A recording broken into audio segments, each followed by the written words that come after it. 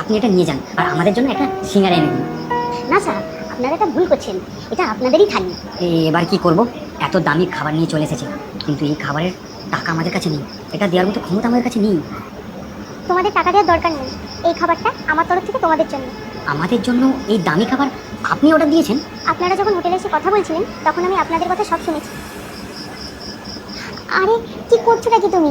যা করো তাড়াতাড়ি করো না, আমার খুব জোর খিদে পেয়েছে। আরে কি অর্ডার দেবো তো বুঝতে পারছি না। দেখো না, এখানে সবজি বা 150 টাকা প্লেট, আর আমাদের কাছে মাত্র 70 টাকা পড়ে আছে। এক কাজ করি, একটা সিঙ্গারা অর্ডার দিই, 20 টাকা দেন, ওটা খেয়ে আমরা পেট চালাই। কি বলছো কি তুমি? এটা হয় কখনো? একটা সিঙ্গারে কিভাবে আমাদের পেট ভরবে? না তোমার পেট ভরবে না আমার পেট ভরবে। তুমি অন্য কিছু অর্ডার দাও। আরে কি করে অন্য কিছু অর্ডার দেবো? আমার কাছে তো এত টাকাই নেই।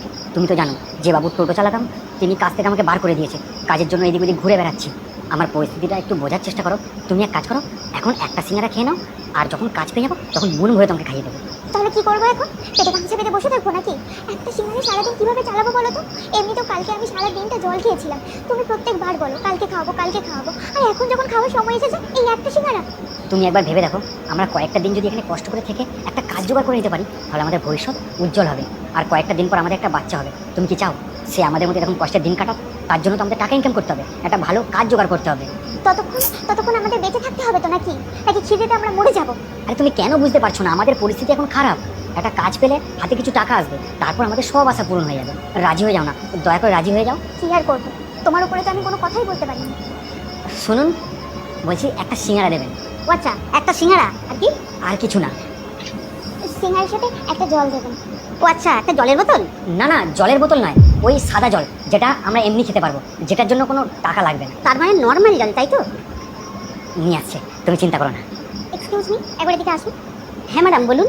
আর ওই টেবিলে একটা থালি দিয়ে দিন, ওটার পেমেন্ট আমি করে দেবো। আচ্ছা ঠিক আছে। কিন্তু আমরা তো আপনাকে চিনি না, তাও আপনি আমাদের জন্য খাবার অর্ডার করলেন। আপনারা আমাকে চিনতে না পারলেও আমি আপনাদের খুব ভালো করে চিনি।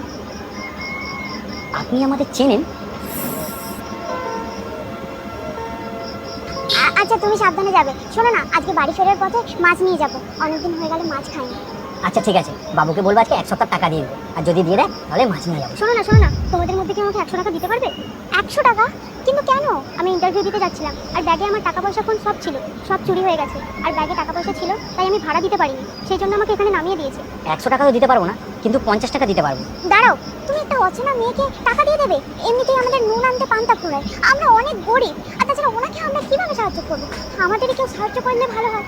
জানেন, আমি একটা অন্য লোকের বাড়িতে কাজ করি, আর আমার বর একটা অন্য লোকের টোটো চালায়। আমাদের কাছে 50 টাকাটা অনেক বড় টাকা, আমরা কোনো রকম টাকা দিতে পারবো না। পায়েল, এটা তুমি কি